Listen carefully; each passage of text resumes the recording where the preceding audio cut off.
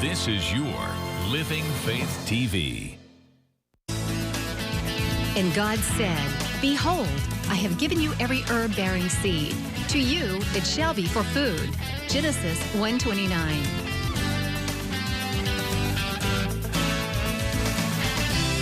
Man did eat angels' food. He sent them meat to the full. Psalm 78:25. Everyday Manna with Lisa. Hi everybody, and welcome to Everyday Manna. Today we are going to make a chicken and apple scallop, which is just basically a baked chicken casserole with some stuffing. We're going to make orange glazed sweet potatoes and a very popular cookie called chocolate no-bakes or preacher cookies or oatmeal drops. It goes by many, many, many names. We're going to get started on our casserole. Now my oven is preheated to 355 degrees, or 50 degrees, excuse me. I have a large nonstick skillet here that I'm just melting some butter with maybe a teaspoon of olive oil added to it. And I'm gonna chop up one medium onion, and we're gonna saute that in the butter along with some celery. I don't think there's any better smell than celery and onion sauteing in butter, except maybe adding a little bacon to it. We're not doing that today, but oh my goodness, I love sauteed celery and onion together. So I'm just gonna add it to it as I chop. I got like a smallish onion here. You could use a yellow onion. I've got a white onion, but any kind of onion that you want. And I've got some celery because we're basically making a stuffing. And, you know, you gotta have that celery in your stuffing. So I have here 4 stalks of celery that we've washed. Now, when I cook stuffing at home, when I make stuffing at my house, I always have to make a lot of the sauteed onion and celery because I eat a bowl of it. I always make more than what I need for the recipe because I love to saute it, then get it out in a bowl and just eat it. I love sauteed celery and onion together. This is the basis of so many stuffings. Okay, we're just gonna add it to it as we go. Just a smallish dice is fine. Don't want to stand still there. Cut it, you know, into smallish pieces.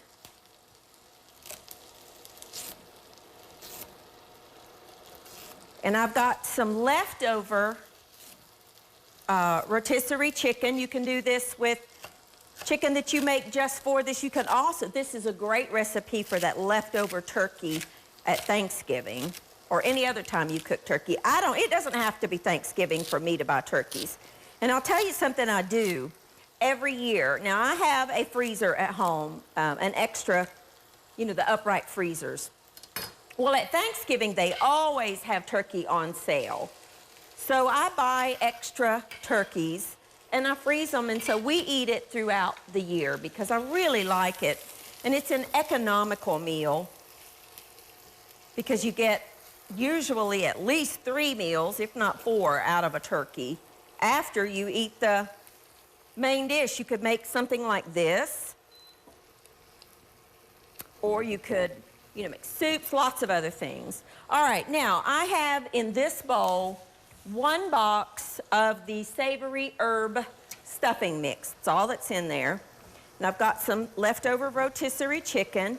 You can use light or dark, whatever you like. You want to kind of cut it into, you know, dice it up or tear it into bite-sized pieces. You know, get all that meat off that chicken or that turkey after you eat and just keep it. You can also freeze it if you need to. A piece of the skin, I don't want that. Okay, we're just sauteing up the celery and onion. You want about 2 cups of chicken. The big pieces I'm going ahead and cutting into bite sizes. The others are fine, probably. Doesn't have to be perfect. Just, you know, good sized pieces. All right? We're gonna add some walnuts for crunch, about half a cup. I'm gonna cut these up a little bit because they are a little big. These are halves. If you've got pieces, you probably don't need to cut them. If you don't want to use walnuts, you could use almonds or leave the nuts out. You could also add some dried cranberries to this dish if you wanted to. This is a great casserole dish to make, not only for your house, but for someone, maybe you want to take a meal to someone. This is one of those great dishes that you can take to someone. Let me stir my onions and celery. Now we just really kind of want to soften those in the butter. And I did add about a teaspoon of olive oil, but you don't have to add the olive oil if you don't want to. I've got 2 eggs that I'm going to add to my mixture. Add them, I like to, you know, you've heard me say 1,000 times, break them in a separate bowl. What my mama always did, that's what I do. She was right. We're gonna add a little bit of salt, maybe a teaspoon or so of salt. This is half a teaspoon measure. And some pepper, about half a teaspoon of pepper. I've got a couple of Granny Smith apples. They're pretty big, so I think I'm only gonna use one. You can use any kind of apple that you want. We're gonna dice it. This is a pretty big apple, so I think I'm only gonna need one. I like to cut it in half and then in half again and take a knife, a little small paring knife to get that core out.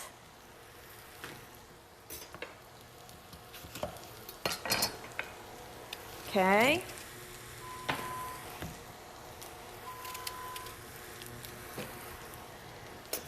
All right, now we're just gonna dice this up. You could chop it in your food processor if you wanted to. It's important that you have a flat surface to cut. So that's why I like to cut it in half and then in half again, because if you're trying to cut on a round surface, you could cut yourself. The onions are smelling so good.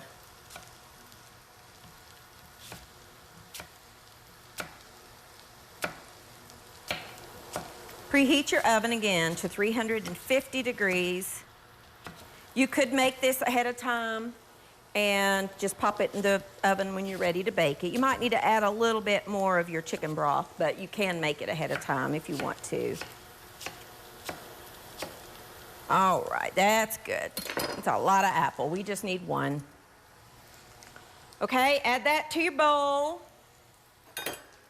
And then add your onion and pepper, or onion and celery mixture, along with the butter.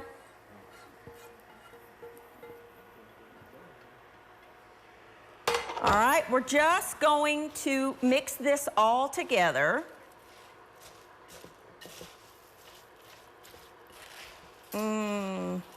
After you get, some of it in there, let's just be honest, your best tools are your hands. So get your hands in there. Stir it a little bit first to get the onion mixture cooled down a little bit with the colder ingredients. Stir it with your hands or with a spoon to get it all incorporated.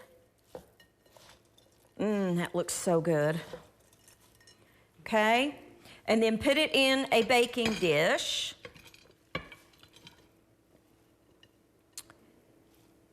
Press it down. Doesn't that look good? And then you need probably a cup to a cup and a half. It really depends, of chicken broth, and you want to pour this over top. I've got about a cup and a half. Pressing it down, you want it to be moist. And you're just going to pop this in an oven at 350 degrees for about 30 minutes. I'm just gonna take a break, clean up, pop this in the oven, and when I come back, we're gonna make a delicious side dish. We're gonna make some orange glazed sweet potatoes. I'll be back in just a minute.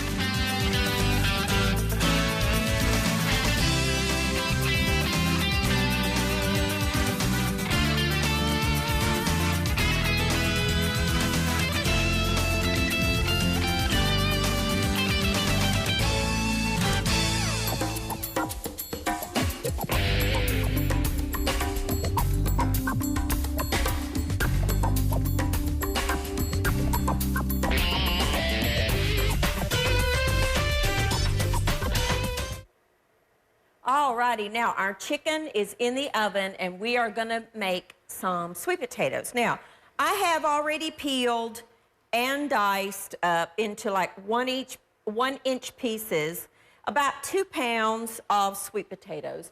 And I've covered them with water. And I'm just gonna get that in on the stove back here to just bring it to a boil and cook them for about 6 minutes or so because they're cut small, so they're gonna cook very quickly. Now on this I have a small skillet that I am going to make the glaze, okay? We've got some sugar, I've got some cornstarch and some salt. Just gonna whisk that together. Then I'm slowly gonna add in about 1/2 cup of orange juice. Now this happens to be fresh squeezed, but if you don't have a fresh orange, you can use orange juice. Although, if you can use a fresh orange, it's better because you're gonna need the zest. We're just gonna let that go. It's gonna come up to a boil and it's gonna get thick. That cornstarch is gonna make it nice and thick. We're basically making a sauce or a gravy, if you will, for these sweet potatoes. I am gonna add a pinch of pepper because I like black pepper. It smells good. Now I have here about a tablespoon or so of the zest of 1 orange.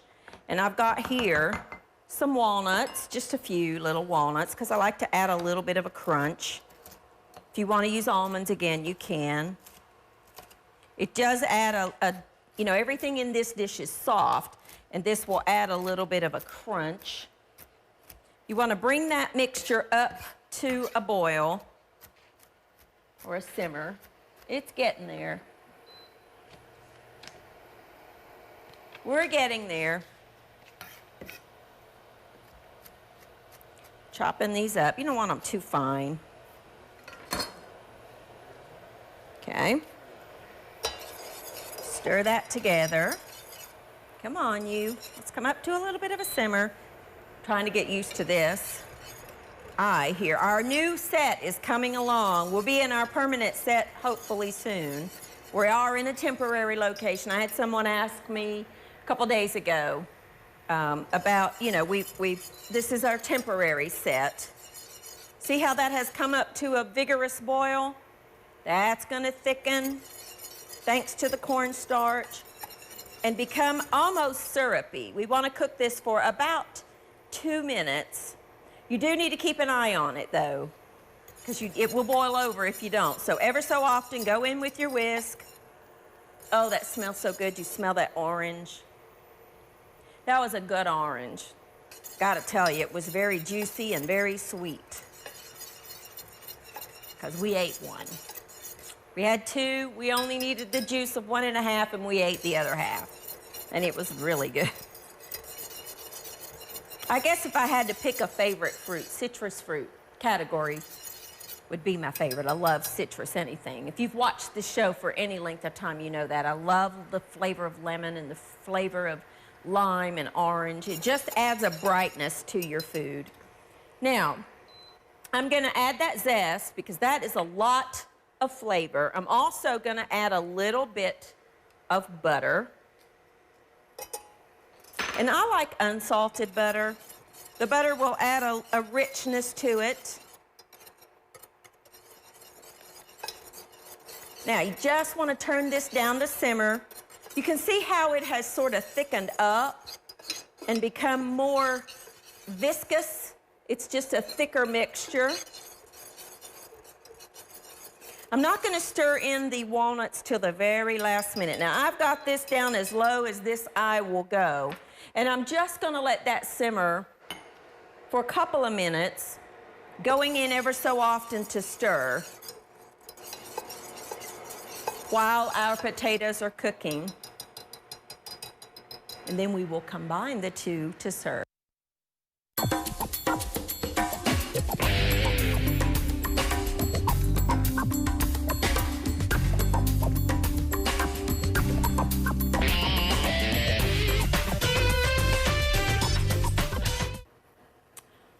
Okay, now while our sweet potatoes are coming up to a boil and cooking, we're gonna make an easy cookie. I have here some sugar, just regular granulated sugar, some cocoa powder, and some milk. And we're gonna stir all that together until it melts. The sugar will melt. It makes like a syrup. Just stir it, whisk it with your whisk, and all that cocoa powder will dissolve. You do need to have a sheet of wax paper or parchment paper laid out, because these are dropped. These are no bakes. You do not have to put these in the oven. They're very popular, and there's a lot of different recipes out there. Some people add cinnamon to theirs. This happens to be my husband's favorite cookie. He loves these things. I don't make them often because, you know, he'll eat them all. And, you know, all of them aren't that good for you. One or two's okay. You just want to let all that dissolve, which it is. I have here 3 cups of just oats. Now, I'm using the quick cooking oats. And we've got some peanut butter, a heaping 1/3 of a cup. You could use crunchy if you have it. It adds an extra layer of texture, but I did not have any crunchy peanut butter.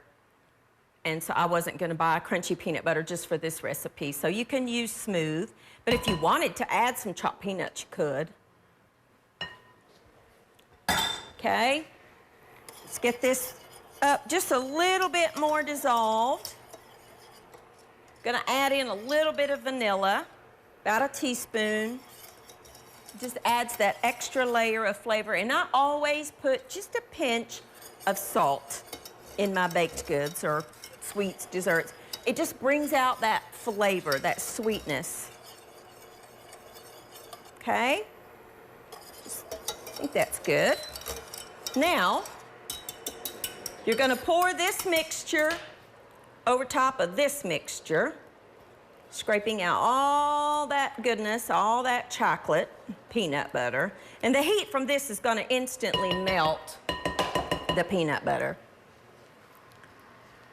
And stir all that together. I need a bigger spatula here. Stir all of that together. These are the quick cook oats. You would not want to use like the steel cut oats because they would not soften up enough. They need time and heat. Oh, that peanut butter just smells so good. I like to let it set for about 30 seconds or so that it can cool down for one, a little bit, but the oats kind of hydrate just a little. Don't let it set too long because it'll harden up, but about 30 seconds is good. And then have your parchment paper or wax paper. If you don't have any either, you could, anything that you want. You could use a sheet tray. Just make sure you spray it with some kind of a nonstick spray, which just for good measure, I'm gonna do on here. All right. You can use an ice cream scoop or you could use anything you wanted. I'm actually just gonna use a couple of spoons. Stir all that together. Oh, if you could smell this, it smells so good. And what you want to do is just take a spoonful and drop it onto your wax paper. And they will harden as they cool. They need to cool for a few minutes. You can pop them in the refrigerator if you want.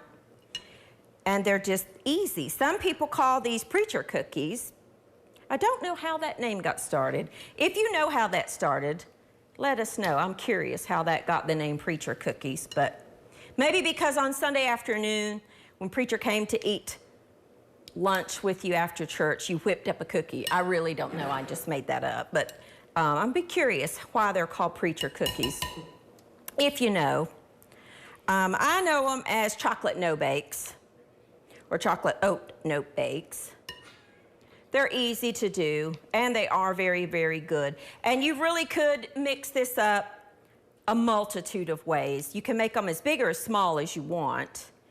You could add some cinnamon. You could add some pumpkin pie spice or the warm, nutmeg. You could add some nuts. You could add some dried cherries or dried cranberries, the little craisins. I love those things. You could add any kind of a nut to it. If you wanted to add some sunflower seeds or even chia seeds would be good in this. You really can add anything you want. The basis is chocolate, oatmeal, and peanut butter. You could make it with almond butter or cashew butter. But I mean, they couldn't be simpler. They really could not be simpler. You saw me do this just start to finish. Now, anybody could make these. This would be a great recipe to make with your kids in the kitchen. Let me use my scraper to get that last little bit to make one more cookie.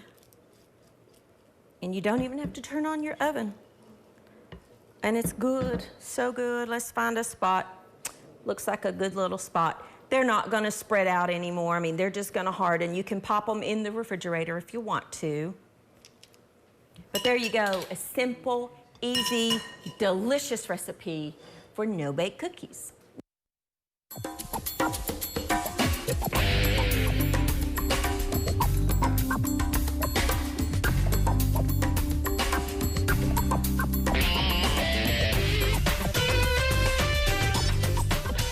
Okay, now our sweet potatoes are tender, and as you can see, our delicious glaze has come together. It really just thickens up so nice with that cornstarch. Get all of that out of there. And you just want to gently glaze those sweet potatoes with that orange sauce.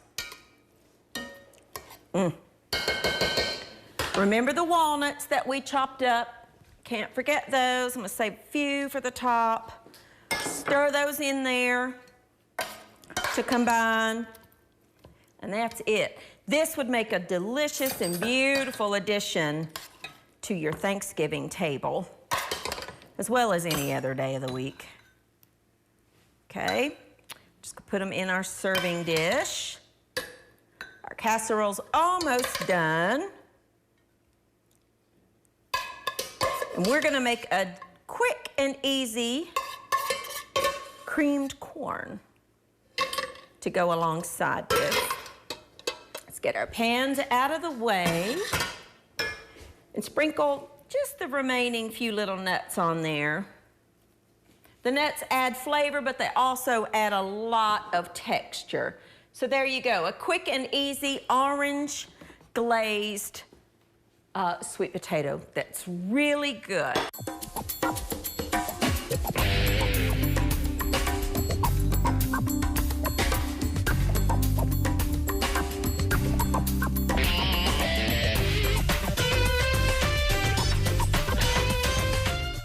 This is our wonderful apple chicken scallop. We used just leftover rotisserie chicken, or you could roast chicken if you wanted. You could poach some chicken. You could use white meat or dark meat or any combination thereof. Saute some onion and celery together in butter, and I added just a little tiny bit of olive oil. Saute those. One box of, I'm using the herb mixture stuffing mix, but you could use the chicken, the turkey, the cornbread, any kind that you like. Or if you don't have the stuffing mix, but you've got some leftover bread, let the bread cubes, either bake them in the oven until they're harder and a little more crunchy, or leave them out overnight and cube them, whatever you wanted to do. I just find it easy to use the stuffing mix that has the spices in it already. And I've got an apple. I used Granny Smith, but you could use whatever you wanted. Get all that in there, salt and pepper. Stir that all together. Bake it for about 30 minutes in a 350-degree oven with just enough chicken broth to make it moist. And it just comes out delicious and easy. We have here our wonderful orange glazed sweet potatoes. We used fresh sweet potatoes, and we cubed them, we boiled them, peeled them and cubed them and boiled them. We made a glaze out of orange juice and orange zest, some cornstarch, and just some wonderful flavors in there. You could also add a touch of cinnamon to that if you wanted to. Here are just some easy recipes for you to try. Now, we can't forget the star of the show. We've got our cookies that I popped into the refrigerator just so they could cool down just a little bit. Let me make some room here. Let's get our cookies out of the refrigerator. You don't have to refrigerate them, but I wanted to so that they could set up a little quicker for you. But these are our delicious no-bake cookies that we made. They need to set up just a little bit more, but they're fine. We made them out